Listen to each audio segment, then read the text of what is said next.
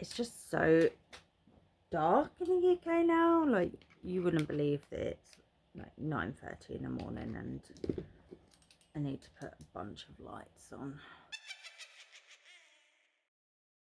Hello. It is the first weekend for Halloweekend, and I'm going to be taking you along on a very casual reading vlog. I'm going to attempt to do a little reading vlog for every weekend, and it's going to be emphasis on the most casual vlog of all.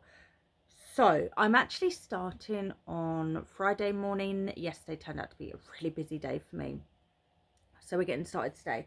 I've decided to start on the Purple Room, which is haunted, and I'm currently reading, well, I've just started Our Share of Night, which is a very chunky book.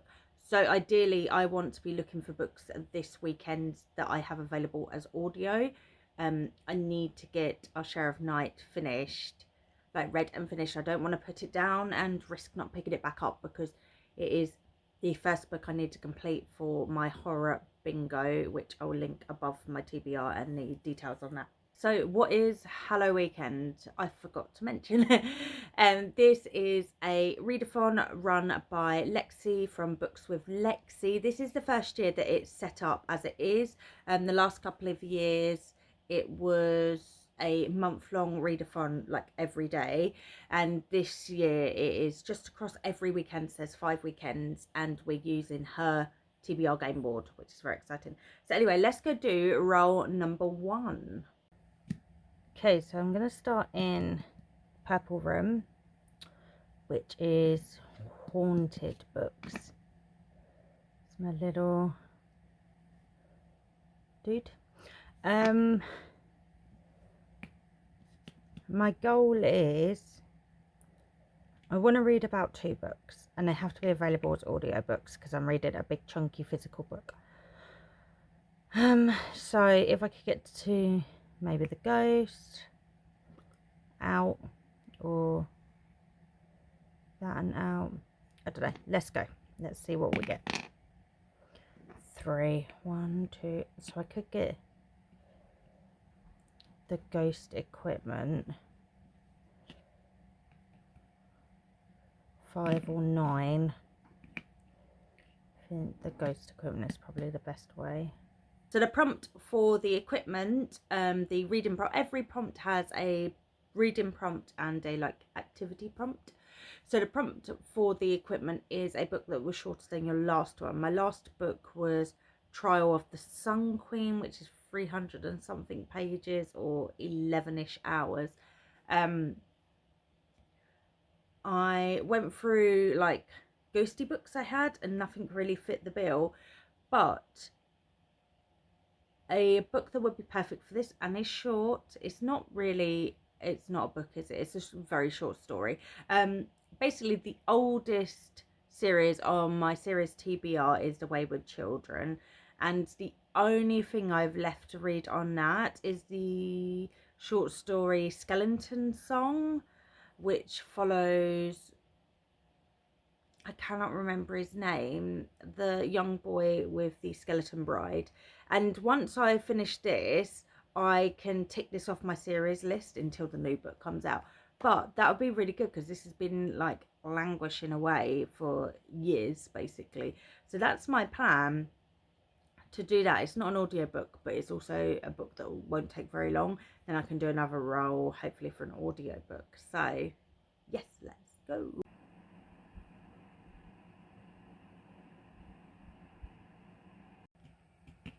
So we're about to do roll number 2. I think because that was so quick, I have probably the ability to do 2 more books this weekend as audio. So let's see what we can do. Oh, 3 again. What is going on?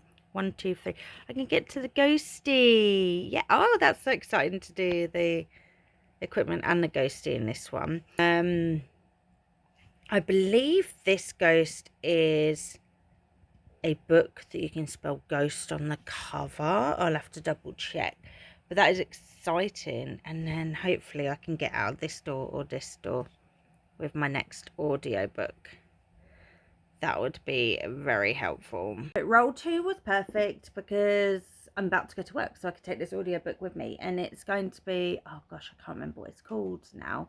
I got it as a Libro arc this month. I'll put it up here. Anyway, it says that it's a Appalachian haunting, so it's got haunting in the description, which is perfect. Yeah, so I'm gonna go listen to this, and I will let you know what I think when I'm like halfway through. Yeah. Wish me luck. I'm back from work and I'm halfway through. It's called Into the Dark We Go by Amy Hutchins. No, that's the narrator. DJ Woods. DG Woods. I'm exhausted from work. Let me go. Right, so this is it's set in Appalachia, and we follow Nellie, who is 23 years old, and her 2 years prior to this story, although we do have like flashbacks, it's almost, I was going to say dual timeline, it's not really, it's flashbacks of her at college with her boyfriend. Her college boyfriend goes missing one night, just vanishes, completely gone, and they've never, like, the investigation has never come up with anything. He just disappeared after a football game. He's a football player of some description,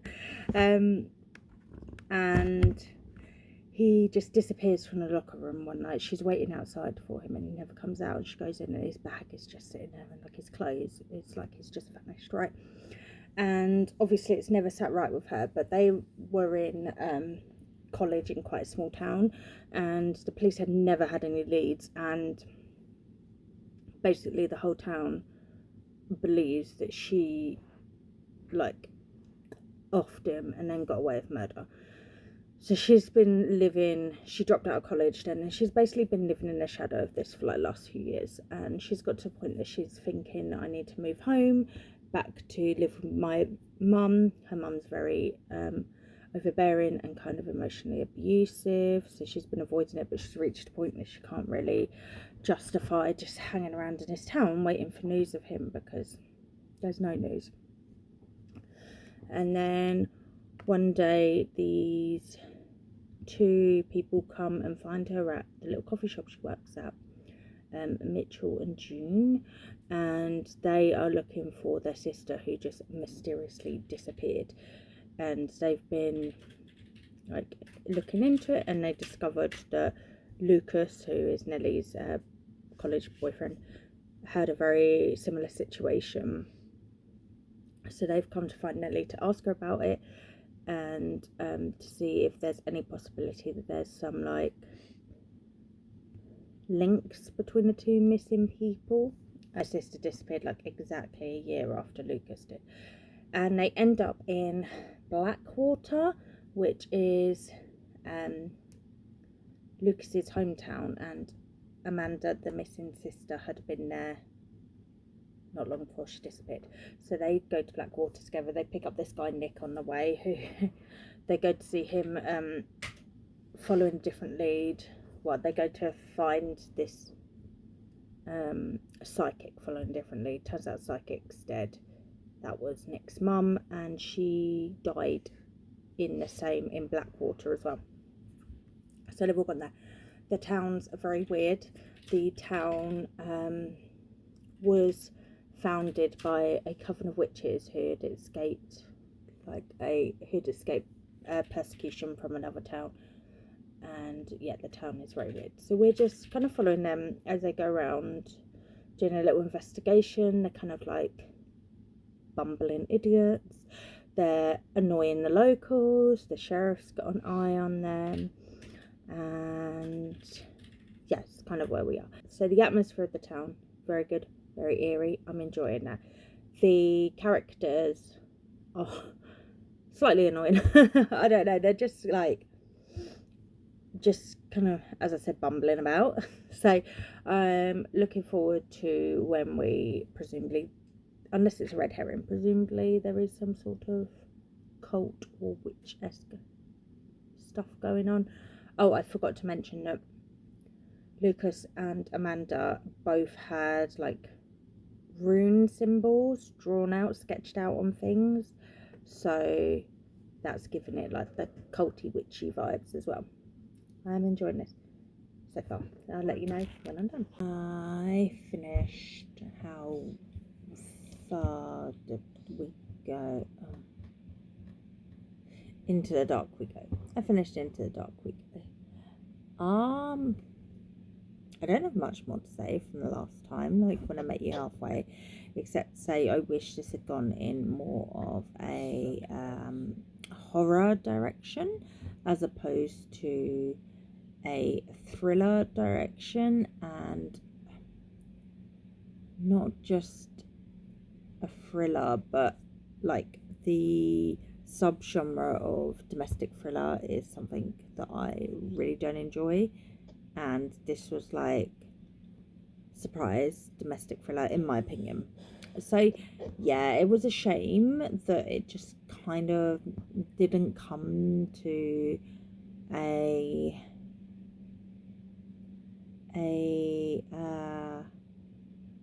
satisfactory ending for me, because all of the elements were there. But yeah, I think I'm going to give it a 2.75. I think this is a debut. I would definitely be interested in seeing what the author did in the future, because when it worked, it worked. I think there was just perhaps too many ideas.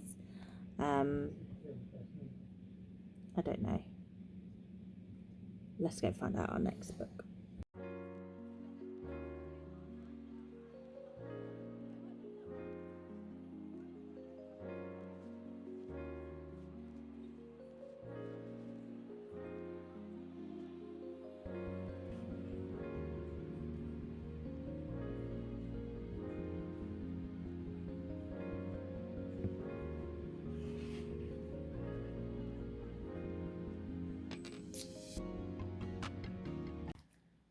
I finished it, the last book. Go me. So I don't think I actually came and checked in with you about why I picked this one. No, I don't think I did. So the prompt was a friend wreck. I don't have a lot of friends that read horror, so I was kind of struggling. And then I remembered I borrowed this off my friend 3 years ago, maybe. We were reading this series together, and this is like one of the World Book Day books. I don't know if they have that in other countries, or a version of it, but in the UK we have this World Book Day that falls, this was the 4th of March 2021, and loads of publishers and national book tokens and stuff put money towards it, and every kid gets a free book. And then you can also go to a shop and they're only £1 each, so you could buy all of them if you wanted. Anyway, I picked this one because firstly I borrowed it years ago, so it was definitely haunting my TBR, and it was a friend wreck, so excellent. And I finished it, so it was fun. It's just a very short little story set in the Skullduggery Pleasant universe. I don't know where this is going to sit, but possibly between, I'm thinking like the second and third trilogy arcs. I don't know. It's quite a long series. Yeah, it was enjoyable. It was fun to be back in it. I finished the main series before Derek Landy started writing more books this series, so I finished when it got to book 15, which was supposed to be the end of it when that first came out, so that was like 2 years ago, and now he started writing more books in the series, so I need to pick them up. But yeah, that was fun. I've only got a couple more books of these like spin-off novellas to read, and then I guess I'll get caught up on the new books he's writing. But yeah, that was a really fun little weekend. So that was 3 books, 2 short stories that gave me progress on my series tracker, on my series tracker, and that new audio arc from Libro, which is fun. I didn't do much else. There was probably, I don't think, any B-roll at all. But yeah, I will see you next weekend for another go of it. I'm gonna try to remember to start on the Thursday and get the full days out of it. Let me know in the comments if you joined in this weekend, how did you do, which room did you pick? If you didn't join in this weekend, will you join in on future weekends? I'll link the announcement video down below. Leave a fire emoji to let me know you were here. Make sure to like, subscribe, and I will see you soon for another video.